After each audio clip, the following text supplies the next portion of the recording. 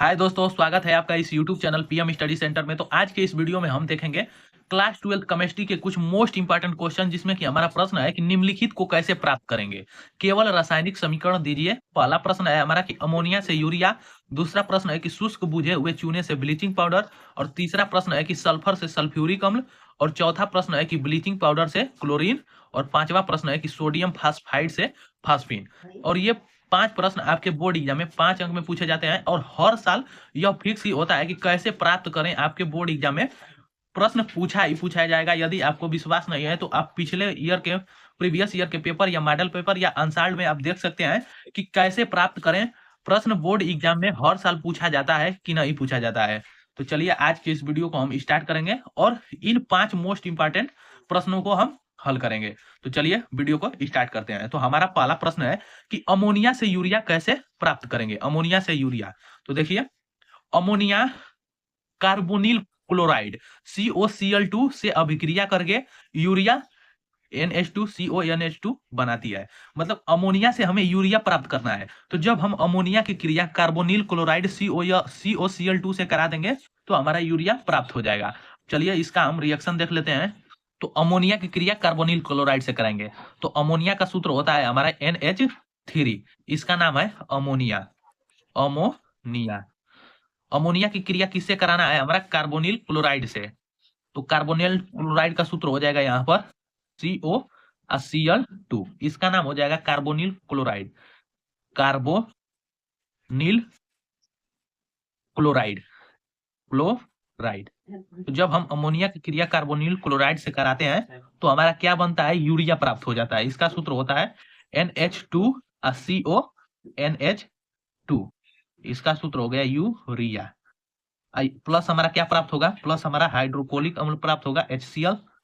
तो देखिए जब हम अमोनिया की क्रिया कार्बोनिल क्लोराइड COCl2 से कराएंगे तो हमारा यूरिया प्राप्त हो जाएगा तथा HCl हाइड्रोजन क्लोराइड बाहर निकलेगा। अब इसे संतुलित भी कर सकते हैं इस समीकरण को। तो देखेंगे इधर हमारा N मतलब नाइट्रोजन दो गो है, यहाँ पर NH2 और CONH2 मतलब 2 नाइट्रोजन है, जबकि इधर हमारा 1 नाइट्रोजन है। तो इसमें 2 से गुणा कर देंगे।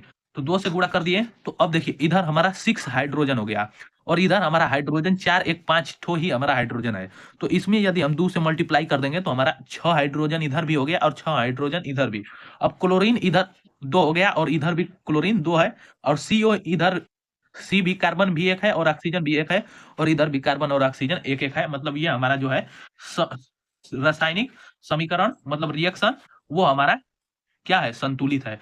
चलिए दूसरा प्रश्न रहा हमारा कि शुष्क बुझे हुए चूने से ब्लीचिंग पाउडर कैसे प्राप्त करेंगे। यह भी बड़ा मोस्ट इंपॉर्टेंट क्वेश्चन है कि शुष्क बुझे हुए चूने से ब्लीचिंग पाउडर कैसे प्राप्त करेंगे। तो देखिए शुष्क बुझे हुए चूने CaOH का होल ट्वाइस पर यदि हम क्लोरीन गैस Cl2 प्रवाहित करने पर ब्लीचिंग पाउडर CaOCl2 बनता है और इसी अभिक्रिया के द्वारा हम शुष्क बुझे हुए चूने से ब्लीचिंग पाउडर प्राप्त कर सकते हैं। चलिए एक बार और समझते हैं कि शुष्क बुझे हुए चूने से ब्लीचिंग पाउडर कैसे प्राप्त होगा। तो देखिए जब हम शुष्क बुझे हुए चूने पर क्लोरीन गैस प्रवाहित करेंगे तो हमारा ब्लीचिंग पाउडर CaOCl2 प्राप्त हो जाएगा। इसके रिएक्शन को देखेंगे तो सबसे पहले शुष्क बुझे हुए चूने का यहाँ पर सूत्र लिखेंगे। इसकी क्रिया किससे करा रहे हैं, तो CaOH का होल ट्वाइस। ये हमारा शुष्क बुझा हुआ चूना है। शुष्क बुझे हुए चूने, बुझे हुए चूने, इसकी क्रिया किससे करा रहे हैं, तो इस पर हम क्लोरीन गैस प्रवाहित कर रहे हैं। मतलब हम Cl2 मतलब क्लोरीन से यहाँ पर क्रिया करा रहे हैं। क्लोरीन से क्रिया कराएंगे तो हमारा क्या बनेगा, यहाँ पर ब्लीचिंग पाउडर बनेगा। ब्लीचिंग पाउडर का यहाँ पर सूत्र मैं लिख दिया हूँ CaOCl2। ये हमारा होता है ब्लीचिंग पाउडर का ये या विरंजक चूर्ण का ये दोनों एक ही नाम है। तो इसका नाम यहाँ पर ब्लीचिंग पाउडर हमें प्राप्त करना है तो ये है हो जाएगा हमारा ब्लीचिंग पाउडर। अब प्लस बाहर क्या निकलेगा, तो बाहर हमारा प्लस जल निकल जाएगा H2O जल प्लस बाहर निकलेगा। तो देखिए जब हम शुष्क बुझे हुए चूने पर क्लोरीन गैस प्रवाहित करेंगे तो हमारा ब्लीचिंग पाउडर और प्लस जल बनेगा। तो ये था हमारा कि शुष्क बुझे हुए चूने से ब्लीचिंग पाउडर कैसे प्राप्त करेंगे। चलिए अब तीसरा प्रश्न रहा हमारा। तीसरा प्रश्न रहा कि सल्फर से सल्फ्यूरिक अम्ल मतलब सल्फर से हम सल्फ्यूरिक अम्ल कैसे प्राप्त करेंगे। तो देखिए ये भी हमारा रिएक्शन बहुत ही आसान है। देखिए सल्फर को सांद्र HNO3 के साथ गर्म करने पर यह सल्फ्यूरिक अम्ल में ऑक्सीकृत हो जाता है। जब हम सल्फर को सांद्र HNO3 के साथ गर्म करते हैं तो हमारा यह सल्फ्यूरिक अम्ल में परिवर्तित हो जाता है। चलिए इस रिएक्शन को देखेंगे, बहुत ही आसान है, आप रिएक्शन को देखेंगे तो संपूर्ण समझ में आ जाएगा। तो कह रहा है यहाँ पर कि सल्फर को सांद्र HNO के साथ गर्म करने पर, तो सबसे पहले सल्फर का सूत्र लिखेंगे, तो यश से हमारा सल्फर हो जाएगा। तो सल्फर की क्रिया किससे करा रहे हैं यहाँ पर, HNO3, ये हमारा सांद्र, इसका नाम होता है नाइट्रिक अम्ल। HNO3 हमारा जो है वह नाइट्रिक अम्ल है, यहाँ पर लिख देता हूँ नाम, यह है हमारा सल्फर, जबकि HNO3 ये हमारा नाइट्रिक अम्ल, नाइट्रिक अम्ल है। जब इसकी क्रिया करा रहे हैं, क्या कर रहे हैं, दोनों को एक साथ यहाँ पर गर्म कर रहे हैं। ये डेल्टा का चिन्ह हम प्रदर्शित करता है कि दोनों को एक साथ क्या कर रहे हैं, गर्म कर रहे हैं। तो गर्म करने पर हमारा सल्फ्यूरिक अम्ल, सल्फ्यूरिक अम्ल का सूत्र होता है H2SO4, इसका नाम हो जाएगा सल्फ्यूरिक, सल्फ्यूरिक अम्ल। अब प्लस बाहर क्या निकलेगा, तो सल्फ्यूरिक अम्ल के साथ हमारा यहाँ पर जल, और हमारा जल के साथ यहाँ पर NO2 मतलब नाइट्रोजन डाइऑक्साइड बाहर निकलेगा। इसका भी मैं नाम लिख देता हूं, ये है हमारा जल और ये हमारा nitrogen, nitrogen dioxide, dioxide, oxide. तो देखिए सल्फर से सल्फ्यूरिक अम्ल कैसे प्राप्त करेंगे, तो जब हम सल्फर की क्रिया नाइट्रिक अम्ल के साथ, जब सल्फर को नाइट्रिक अम्ल के साथ गर्म करते हैं तो सल्फ्यूरिक अम्ल प्लस जल और हमारा नाइट्रोजन डाइऑक्साइड बनता है। चलिए इस रिएक्शन को हम संतुलित भी कर सकते हैं। तो देखिए इधर हमारा सल्फर 1 है और इस तरफ देख लेते हैं सल्फर, तो सल्फर 1 है, मतलब सल्फर हमारा संतुलित है। अब देखिए हाइड्रोजन को संतुलित करेंगे, तो इधर हमारा हाइड्रोजन 1 है, जबकि इधर हमारा हाइड्रोजन 2 और 2 4, मतलब हाइड्रोजन हमारा यहाँ पर 4 है। तो अभी हाइड्रोजन को रहने देंगे, पहले ऑक्सीजन को संतुलित करेंगे। तो ऑक्सीजन यहाँ पर देखिए नाइट्रोजन, नाइट्रोजन भी इधर हमारा 1 है, जबकि इधर भी नाइट्रोजन 1 है, तो ये भी संतुलित है। अब देख रहे हैं ऑक्सीजन इधर 3 है, जबकि इधर ऑक्सीजन हमारा 4 और 1 + 5 और 2 7 है। तो सबसे पहले हम नाइट्रोजन को संतुलित करेंगे और फिर हाइड्रोजन को, जबकि सल्फर और नाइट्रोजन ये दोनों पहले से ही संतुलित है। तो ऑक्सीजन को संतुलित करेंगे, तो इधर हमारा ऑक्सीजन 3 है, जबकि इधर हमारा 7 ऑक्सीजन है। तो हम यहाँ पर सबसे पहले 2 का गुणा करेंगे, किसमें, इसमें H2O में, तो ये हो जाएगा हमारा 4 और 2 6 और 2 8 को हो गया ऑक्सीजन। अब देखिए इधर 3 और इधर 8 है ऑक्सीजन, तो अब हाइड्रोजन को पहले संतुलित कर लेंगे, तो ये हो जाएगा हमारा 6 से गुणा इसमें कर देंगे, तो हमारा 6 को हाइड्रोजन हो गया, इधर भी 6 हाइड्रोजन हो गया। अब देखिए लेकिन हमारा ऑक्सीजन कितना हो गया, तो 36 18 वो ऑक्सीजन हो गया, और जबकि इधर हमारा ऑक्सीजन 8 ही है। तो 8 में यदि हम यहाँ से हमारा 4 और ये 2 6 है, और जबकि यहाँ पर हम 6 से मल्टीप्लाई कर देंगे, 6 से, तो ये हमारा संतुलित हो जाएगा पूरा। इधर भी हमारा 6 हाइड्रोजन हो गया, 6 हाइड्रोजन, और इधर भी हमारा 6 हाइड्रोजन है। नाइट्रोजन भी यहाँ पर 6 हो गया, यहाँ पर भी नाइट्रोजन 6 हो गया, इधर भी हमारा ऑक्सीजन 18 हो गया, और इधर भी ऑक्सीजन के अणु 18 हो गए, मतलब ये जो हमारा समीकरण है वह संतुलित हो गया।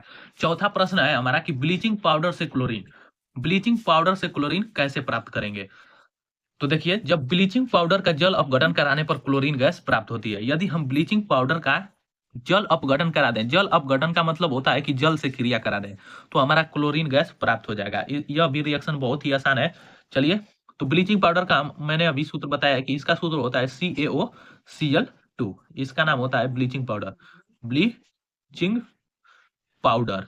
तो जब ब्लीचिंग पाउडर का क्या कराएंगे, जल अपघटन, मतलब H2O, जल से क्रिया कराएंगे, तो जल से क्रिया कराएंगे तो हमारा क्या बनेगा, क्लोरीन गैस प्रवाहित होगी।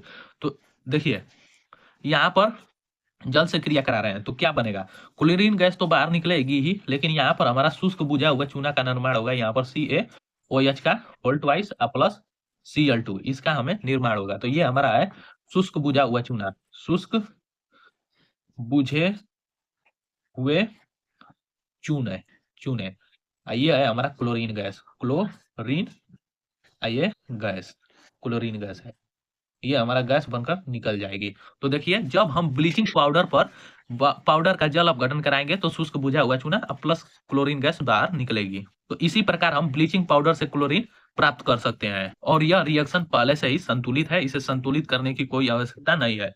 चलिए अब हमारा 5वां जो प्रश्न रहा कि सोडियम फास्फाइड से फास्फीन कैसे प्राप्त करेंगे।